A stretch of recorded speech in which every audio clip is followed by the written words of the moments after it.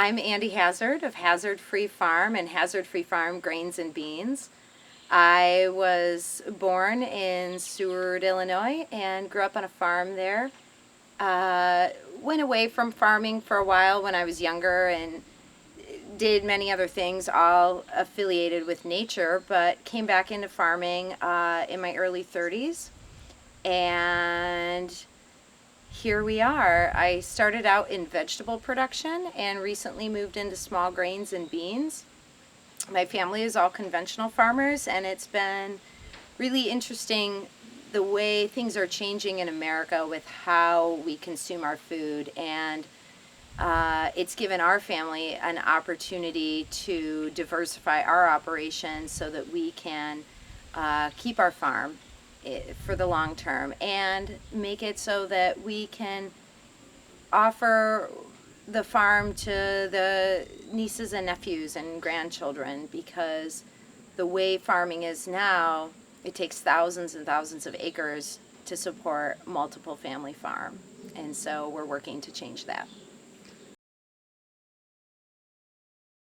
Hazard Free Farm, before I began the farm, I gave a lot of thought to the heritage of conventional farming and where I wanted to go with the farm and market forces, and as well as the National Organic Program and their requirements. And it was a challenging choice to make, that we decided for us, for right now, to not certify organic. Part of that was just to give us a little bit of flexibility in tough times. If we were having a drought or a crop failure for some reason, it would give us a little bit more flexibility with what we could use on our crops. The principles of the way I farm is traditionally organic. We don't use chemical fertilizers, we don't use pesticides and herbicides and things like that. No GMOs ever. I have a real commitment to seed saving and bringing varieties back from antiquity and reintroducing them to people. I think that the older seeds have a lot more, I know they have a lot more flavor, for one, and they tend to have more vitamins and minerals in them as well. So the organic thing for us, it was bigger than that. There was a commitment that I felt I needed to make, not just of farming without chemicals, but also to building the culture of farming, to saving seeds, and to working within our community to teach people about farming. And that is a big commitment of ours as well, that we have held close for many, many years, because the changes that we want to see are much, much greater than just eating food that isn't GMO or is chemical free. It's our changes that affect every part of our lives, our communities, our culture, our education system. And so we wanted to make sure that we had the time and to commit to making those things real as well. And I think it all played into the fact that we just have never certified organic. We are hazard free, and in that commitment, we have worked hard to open our farm to people. You can call us, you can book a walkthrough, you can have a field day here. I do a lot of education, and our whole goal was purely transparency. And the other thing about being non-certified organic is that there are challenges inherent in farming, and we have situations at times where we might lose a crop if we don't do something. And the truth is, if we screw up, and there's many ways to screw up, there's also many ways Mother Nature can throw you a curveball, we can actually lose our shirts. There's no one standing behind me with a pocket full of money. I have to make it on my own. And I think that played into it as well. So that's the story. Farming is one of the riskiest endeavors one can pursue. if you're a gambler, you might really enjoy farming. As a farmer, I don't gamble because I feel like I take enough risk by farming. One of the ways I explain it to people is if you work in an office, there would never be a situation where you had 30-mile-per-hour winds and driving rain for 12 hours straight, and then you would have to go clean that mess up. That happens to us, and there's nothing we can do about it. And you just learn to flow with the punches. You know, every year, Mother Nature's going to take her tithe, and it's anywhere from maybe 5 to 25%, sometimes more. A lot of farmers have crop insurance through the federal government. Due to the size of my operation and the costs associated with the type of crops I grow, and many of the crops I grow aren't covered by traditional farmers insurance, I don't have insurance. So I have to create my own. And we do that by having a wide variety of crops and harvesting them at different times, so that if there is a spot of drought, which is what we're in right now, we haven't had real rain in about a month, that hopefully the majority of the crops are unaffected, so we're not losing our shirts every year. And you just have to figure your way around it. You have to be really creative, and you got to be tough. And when you get knocked down, you just get back up. And it's hard to explain it to someone if you've never been on a farm or grew up on a farm, but it's that same old thing. When you fall off the bike, you got to get back on it and ride. The farm as business is something that did not come naturally to me. Business in general, and in fact, money as a physical aspect of our culture and our society, was always something I struggled with. And until someone said, I was an artist for a while, and someone said to me, Andrea, money is creativity in physical form. That was the day that I really was able to connect with money in a healthier way in order to operate in our society. And as far as the business side of farming goes, you know, I feel like you got to make money. You have to pay for the insurance, the cell phone, the car. I mean, we all have to pay our bills. So if what you're doing isn't working, you got to change it. And I spend a lot of time doing a lot of research, and my goal always is to find someone that knows way more about my problem than I do. And if you can find those people and listen to their advice and take it back and sit down and work your numbers, it will almost always work out for you. It's just, you gotta be humble and say, I don't know. And you have to say it a lot when you're farming. You know, my father's been farming for 45 years, and he still is constantly saying, I don't know.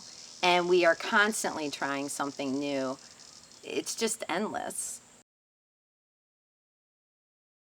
One of the real driving forces behind hazard-free farm grains and beans is to grow grain and beans, but we realized early on that there's a lot of flour in the marketplace currently from other farmers, other companies, and because of my background in native landscaping, I've always had a real passion for things that are old and heirloom and so on and so forth. So as I got into growing small grains, I knew I had to kind of create a little marketplace for myself. And the best way to do that, and we always did it with the vegetables, was find something to grow that no one else has that's really amazing. Same thing with the grains. I started looking around. You know, the internet has all the information in the world. I stumbled upon emmer and einkorn and barley, and off we went. It has not been easy procuring the seeds. It has not been easy working with these grains, but it's been incredibly rewarding, and I really enjoy it, and it certainly is well appreciated by the people that buy our products because the flavor is different, and the chefs appreciate it because they get to use something that they can't buy anywhere else, that they can't order from a a large company that they can order directly from us. And that is an amazing thing to be able to give to someone. I'm not the first to stumble on ancient grains. There are lots of other people that are growing, well, I wouldn't say lots, but there are other people that are growing ancient grains. However, when it came to finding seed, it was tricky. So what worked for me was just getting on the internet and finding a lead and following it through. And in some cases, I would get maybe 30 seeds of something. In some cases, I might be able to procure a couple pounds, which is what happened with Hune and our wheat for them. And then from there, you just start growing it. And you just keep replanting, and you see how things do in the Midwest. Some of these grains, they can be from all over the world. I just harvested some einkorn this morning from Russia and Israel, and I think one was Swedish and one was from Kansas, and we'll plant those seeds next year and we'll see how they do. And whoever is strong and can withstand the rigors of a Midwest summer, that's what we're going to keep planting. And there is a difference between ancient grain and heirloom grain. Heirloom grains are traditionally from like 1850s to about 1940s, 50s, 60s. That 100-year period of like very traditional wheat breeding. And wheat breeding goes way further back than that, but I think in America that's kind of our line of what is heirloom. The ancient grains are much older than that, and some of the grains that we grow, we have examples of them in dig sites from Turkey going back 20,000 years. Humans have a really long, ancient relationship with grain because it was one of the few foods that they could harvest and keep. As we know, in the winter here, even in the fall, there isn't a lot of food. What we have is what we kept from before, and they didn't have canning back then. They didn't have refrigerators, so they had to dry things, and grains and beans were those staple crops that are some of the crops that once we figured out how as humans to keep them, that is what allowed our culture to become what it is today. In modern times, because we've gotten into large equipment and so on and so forth, agriculture has become dominated by men. And it's fascinating as a woman that's pretty small to try to work with this equipment. And I've always had trouble, with the size of things or the weight of things or how much pressure it might take to take on and off a PTO. And I'm not weak. I'm a strong girl, but it still is a struggle. But I'm not an engineer, but if I was, I would make some changes. One of the more interesting things that I've come up against recently is we had a fire at our farm last winter, and our Bobcat burned up, and we got a new one, and it has a lot of safety features on it, which is lovely. But one of the safety features is that if the machine reads that you've left your seat, it will turn off on you. Well, I don't weigh very much, and the seat doesn't move forward. So the machine has a tendency to actually stop working on me while I'm trying to use it to maybe lift 1,500 pounds of grain 15 feet in the air. And it's frustrating because it's actually a safety issue. As a farmer, when I look at how well off we are in the United States, even with our agriculture can be better, but I have this desire in me to do more. And I have thought for many years that maybe I should go to a third world country and try to help them solve their problems. But the issue I keep coming back to is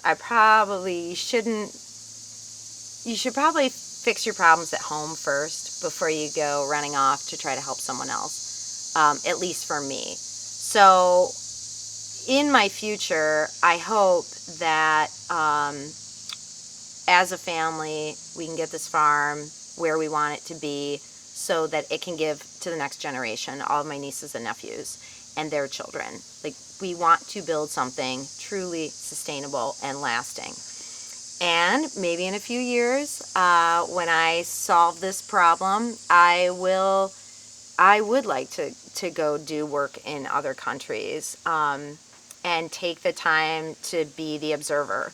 I would not be going in there saying, I know how to fix your problem, because I don't. They know how to fix their problems, but I think with the American creativity and technology that we have and knowledge, we can assist them in doing so. And that's where I think we need to be when it comes to working with agriculture in the rest of the world.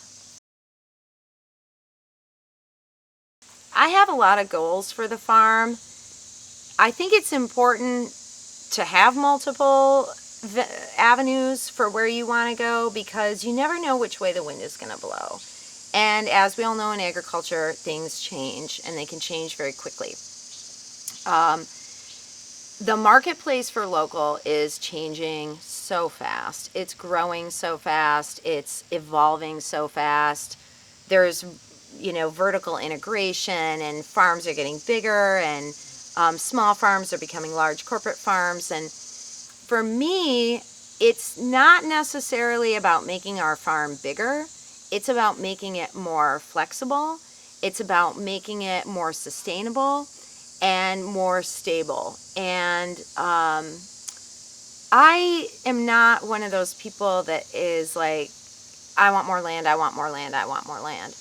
I want to learn how to use my land as well as I can. I want to figure out how to utilize it to the greatest of its ability, because that will allow me to have the other side of the coin, which is leave land aside for nature. Because I think as a farmer, we constantly need to have things set aside for nature, whether it be in CRP or cover crop or whatever it is. That part of it's important. It's incredibly important to do that part. The other thing is, I want to see more farmers.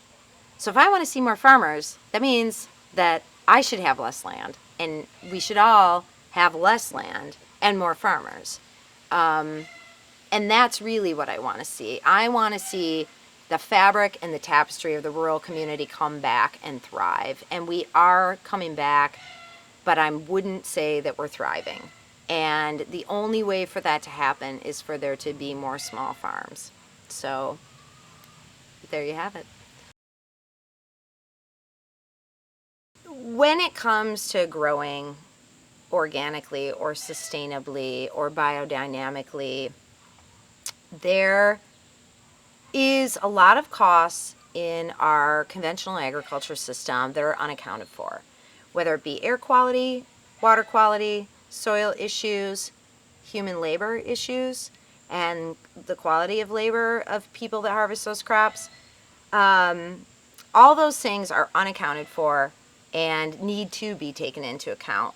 And so I think as organic farmers, or as any small business person, you have to take the time to outline that to people and say, the reason the price is higher is because I'm not poisoning your water, and I'm not spraying chemicals in the air that we all share, and I'm not killing insects with insecticides, and I am building my soil organic matter, which is incredibly important and isn't something that will really benefit me in my lifetime, but will certainly benefit the next generation.